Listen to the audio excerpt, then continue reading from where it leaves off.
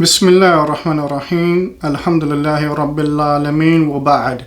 Ikhwatul Islami ibadallah. Just because something is allowed or permissible or permitted in al-Islam doesn't mean that it should be done.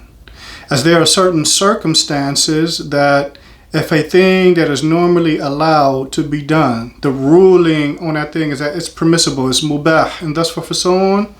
There are certain circumstances that could arise that if a person were to do that, it could have dangerous consequences, or it could have adverse consequences, or it could have negative consequences.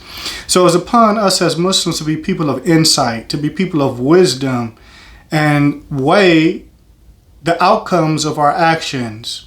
Because although something may be permissible in generally speaking, if there arises a circumstance where it causes something negative, like for instance the hatred between two brothers, or something adverse that the Islamic legislation is against, then in that particular circumstance it may not be permissible to do.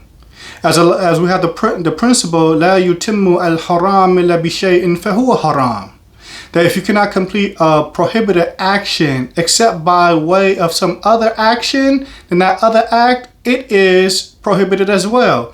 And a lot of times that could be outside of that circumstance a thing that is normally permissible.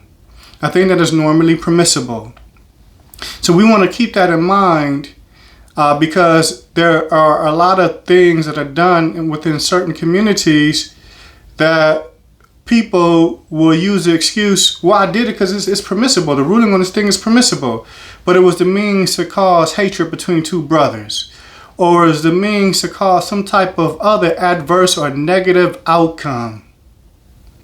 And for the person that does this claiming it was permissible, then this is a person that's not entirely internalizing the Quran.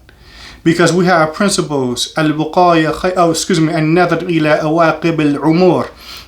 The end result of an action is what's examined. If we were examining that and really contemplating on what the end result of our action would produce, then if we claim that we're in accordance with the Kitab and the Sunnah, claim to be upon the Sunnah of the Messenger sallallahu alaihi wasallam, and claim to be upon the way of the pious predecessors of the companions, then although normally that action or statement was permissible, we would recognize that in this circumstance it shouldn't be done. Look at what it's going to produce. It's going to produce it's going to produce negativity. It's going to have an adverse outcome attached to this action, and for that reason a person stays away from it. So we have to be people of wisdom and insight in that regard. Basically, we have to be people that's actually applying the text of the Quran and the Sunnah, and Allah Tabarak wa Ta'ala knows best.